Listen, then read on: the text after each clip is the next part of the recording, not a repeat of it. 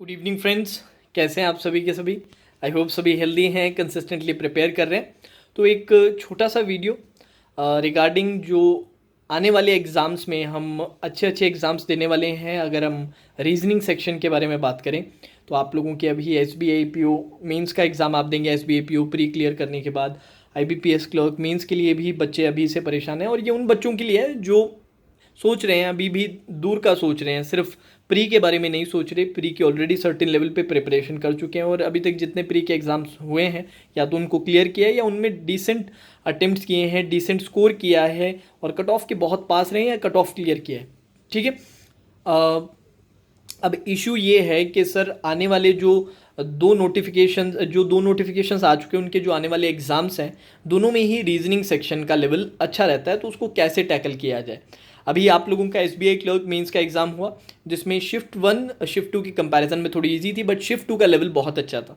उसमें new pattern के puzzles देखने को मिले, न्यू पैटर्न के मिसलिनियस क्वेश्चंस टैकल करने सामने आए हमारे। और स्टूडेंट्स चाहते हैं कि सर नेक्स्ट टाइम जब न्यू पैटर्न हमारे सामने आए तो हम SBI क्लर्क में इसमें जैसा हमने परफॉर्म किया है उससे बेटर परफॉर्म कर सके। उसके लिए कुछ सजेशंस दीजिए, कुछ टिप्स दीजिए जिससे कि हम बेटर प्रिपेयर्ड रहें। तो यार सबसे पहला सजेशन तो जो मैं हमेशा जो भी बच्चा मीन्स की तैयारी करता है उसको देता हूँ, वो है M3 कोर्स 2021 का। जो ये M3 कोर्स है, जो एक एक्सटेंसिव प्लेलिस्ट है अच्छे लेवल के क्वेश्चंस के लिए, वो आप लोग ज़रूर कंप्लीट करो, वो बहुत इंपॉर्टेंट है। दूसरा, आपने जो भी मॉक टेस्ट खरीद रखा है वहाँ से सबमिट करके डेली बेसिस पे प्रैक्टिस करना, अच्छे अच्छे लेवल क्वेश्चंस को बनाना। ये नहीं सोचना कि यार पेपर में तो मैं ये लेवल के क्वेश्चन कभी अटेम्प्ट ही नहीं करूँगा तो इसको अभी करने का क्या फ़ायदा है।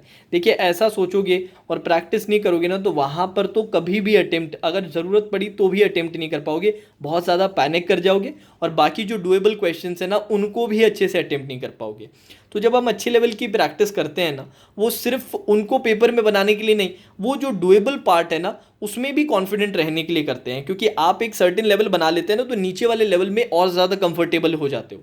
तो बहुत इंपॉर्टेंट है कि हमारी जो सेल्फ प्रैक्टिस है उसके अंदर हम हाई लेवल और न्यू पैटर्न के क्वेश्चन ज़रूर करें। अब उसके लिए आपने जो भी मॉक टेस्ट खरीद रखा है उसमें आपको काफ़ी मिलेंगे। मेरा सजेशन जो रहता है पर्सनली, वो गाइडली के लिए रहता है। गाइडली का एक बहुत ही अच्छा बंडल PDF कोर्स है मीन्स के लिए। साथ ही साथ इनकी जो platinum mock test series package है, वो अगर आप परचेज करके वहाँ से प्रैक्टिस करें, उसमें भी बहुत सारी न्यू पैटर्न और हाई लेवल के क्वेश्चन आपको देखने को मिलेंगे। बाकी आपकी जो भी सीरीज़ है वहाँ से जो भी मॉक टेस्ट आपने परचेज कर रखी है वहाँ से भी प्रैक्टिस कर सकते हैं, कोई इशू नहीं है। M3 की प्लेलिस्ट तो है ही है, वहाँ से रेगुलर बेसिस पे प्रैक्टिस करना है। बाकी इसके अलावा सजेशन के अलावा कुछ टिप्स मैं आप लोगों को दूंगा न्यू पैटर्न को टैकल करने के लिए, हाई लेवल क्वेश्चंस को टैकल करने के लिए। देखिए यार, हाई लेवल जो क्वेश्चंस हैं उसके लिए सिर्फ पर्टिकुलर, जैसे अपने रीजनिंग की बात कर रहे हैं, मैं रीजनिंग पढ़ाता हूँ तो मैं रीजनिंग स्पेसिफिक ही बात करूँगा और रीजनिंग के ही एग्जाम्पल्स लूँगा। जब भी आप कोई न्यू पैटर्न क्वेश्चन बनाते हैं या हाई लेवल क्वेश्चन सॉल्व करते हैं ना, उसके लिए सिर्फ पर्टिकुलर वो रीजनिंग के स्किल की ज़रूरत नहीं पड़ती है, कुछ सर्टेन ट्रेट्स की ज़रूरत पड़ती है, सर्टेन क्वालिटीज़ की ज़रूरत पड़ती है, जो आपको अपने बिहेवियर के अंदर, अपनी प्रैक्टिस के अंदर लाना ही होगा। जिसमें सबसे पहली चीज़ होती है काम रहना। हमेशा जब भी कितना भी मुश्किल सवाल आ जाए, आप डिसीजन अगर ले रहे हैं कि हाँ मैं इसे अटेम्प्ट कर रहा हूँ, और सेल्फ प्रैक्टिस में तो ऑब्वियसली आप करेंगे, रियल टाइम एनवायरनमेंट में ज़रूर आप डिसाइड कर सकते हैं कि शायद मैं ये क्वेश्चन ना अटेम्प्ट करूँ, पहले डुएबल करूँ, बट सेल्फ प्रैक्टिस में तो करोगे ही करोगे। तो उस क्वेश्चन को स्टार्टिंग से एक हैबिट बनाओ कि यार बहुत आराम से मुझे अटेम्प्ट करना है, हड़बड़ाना नहीं है, डिमोटिवेट नहीं होना, फ्रस्ट्रेट, इरिटेट, ये सारी फीलिंग्स होनी ही नहीं चाहिए पूरी तरीके से।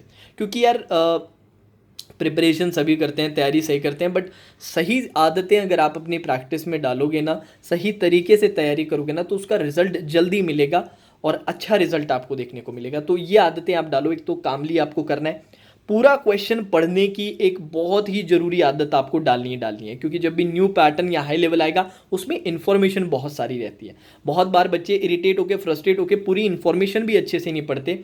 ठीक है। अब जैसे इस बार भी SBI क्लर्क मेंस में ये रहा कि बहुत सारे बच्चों ने ये देखा कि यार इन्फॉर्मेशन इतनी ज़्यादा है, थोड़ी इन्फॉर्मेशन पढ़ी, आधी नहीं पढ़ी, ये सोच के परेशान हो गया। अब यही पूरी की पूरी इन्फॉर्मेशन पढ़ने की आदत डालो, उसको आराम से समझने की कोशिश करो। जल्दबाजी बिल्कुल भी नहीं करनी, नहीं तो सवाल सॉल्व होने का बिल्कुल क्वेश्चन ही नहीं उठता है, सवाल आपसे नहीं सॉल्व हो पाएगा।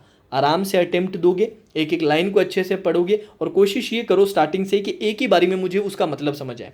अब ऐसा है कि सर एक बारी में नहीं समझ आ रहा, हमें इतना टाइम नहीं हुआ, कोई बात नहीं, उस लाइन को आप फिर से पढ़िए।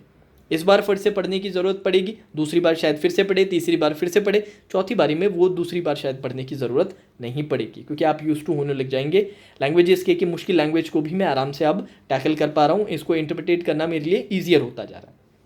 तो ये एक ग्रेजुअल प्रोसेस है, कोई टॉनिक नहीं है, कोई टेबलेट नहीं है जो आपको दे दी जाएगी और कल सुबह उठेंगे तो sir high level new pattern हमें इजी लगने लग जाएगा। इजी वो कभी नहीं लगेगा, बस उसको टैकल करना आपको आने लग जाएगा, आपको कैसे अप्रोच करना है वो समझना आपको विद टाइम विद प्रैक्टिस आने लग जाएगा।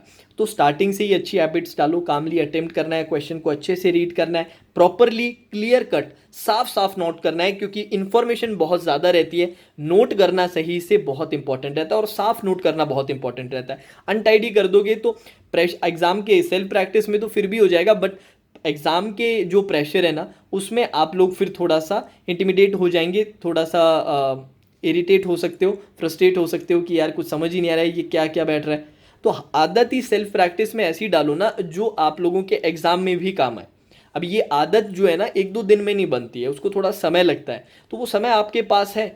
बहुत सारे जो अच्छे स्टूडेंट्स हैं जो मेंस के लिए अभी से टारगेट कर रहे हैं, सिर्फ प्री का नहीं सोच रहे हैं। अब जो नए बच्चे हैं वो ऑब्वियसली पहले बेसिक्स क्लियर करके प्री के लिए सोचेंगे, बट जिनका प्री में ऑलरेडी एक सर्टेन लेवल बन चुका है वो दूर का सोच रहे हैं कि यार मुझे मेंस के लिए भी अभी से तैयारी करना स्टार्ट करना पड़ेगा, जो बहुत ही अच्छी अप्रोच है यार, बहुत ही बढ़िया अप्रोच है। क्योंकि जो सेलेक्ट होता है ना, जो बच्चे सेलेक्ट होते हैं वो स्टार्टिंग से प्रिपेयर करते हैं मेंस की, जो प्री के बाद प्रिपेयर करते हैं हो सकता है उसमें भी कुछ बच्चे सेलेक्ट हो जाएं, पर मोस्ट ऑफ द स्टूडेंट्स वही होते हैं जो पहले से ही प्री के साथ ही मेंस की प्रिपरेशन करते हैं, और ये बहुत इंपॉर्टेंट रहता है। ठीक है, अब साथ ही साथ मैं M3 कोर्स के बारे में जो आपको बात बता रहा था कि सर चैनल पे कब से हाई लेवल की प्रैक्टिस फिर से स्टार्ट होगी, क्योंकि अभी करंटली तो RRB क्लर्क मेंस का क्रैश कोर्स चल रहा है और उसका लेवल तो काफ़ी लो रहता है in comparison to these exams SBA PU mains और IBPS क्लर्क मेंस। तो यार 18 अक्टूबर से 17 अक्टूबर को संडे रहेगा, उस दिन एग्जाम है। 18 अक्टूबर से अपने फिर से M3 कोर्स रिज्यूम करेंगे और वहाँ पे अपने will be targeting SBA PU mains and IBPS clerk mains level. ठीक है, तो इन चीज़ों का थोड़ा सा ध्यान रखो, बाकी अच्छे से प्रिपेयर करो, आदत हमेशा डालो जब भी मॉक देते हो। अगर मॉक के अंदर आप लोग हाई लेवल नहीं कर रहे हो तो बाद में एनालिसिस के टाइम आप उस मॉक को ज़रूर हाई लेवल क्वेश्चन को ज़रूर अटेम्प्ट करो। सेल्फ प्रैक्टिस में सबमिट करके कर रहे हो तो उसमें आदत डालो कि यार सही तरीके से मैं अटेम्प्ट करूँ, शांति से अटेम्प्ट करूँ, इन्फॉर्मेशन सारी पढ़ूँ, बिल्कुल डिमोटिवेट नहीं हूँ, बिल्कुल इंटिमिडेट ना हूँ, इतनी सारी इन्फॉर्मेशन, इतनी नई इन्फॉर्मेशन है, आराम आराम से पढ़ो, लाइन बाय लाइन पढ़ो। ठीक है, छलांग मत लगाओ, एक से दूसरे एंड तक देख रहे हो सीधा कि यार ये तो बहुत ज़्यादा हो गया। अरे सेल्फ प्रैक्टिस तो कर रहे हो, यहाँ पे करना सीखोगे तभी तो जाके एग्जाम में कर पाओगे। तो ये आदतें, अच्छी आदतें डालो और विद टाइम अगर ये आप अपनी प्रैक्टिस के अंदर लाओगे ना तो फिर ये हैबिट बन जाएगी, और ये एक अच्छी हैबिट बनाना बहुत इंपॉर्टेंट रहता है मीन्स के लिए। ठीक है, तो यही कुछ सजेशंस थे मॉक सीरीज़ के लिए। मैं फिर से बता देता हूँ, मेरा गाइडली का सजेशन रहता है, करंटली गाइडली के प्लेटफॉर्म पे 50% ऑफ चल रहा है, तो अगर आप खरीदना चाहें तो खरीद सकते हैं, कोड हमारा यूज़ कर सकते हो, वर्चुअस 12% का फर्दर डिस्काउंट मिल जाएगा। ठीक है, चलिए, now that's all for today session, take care.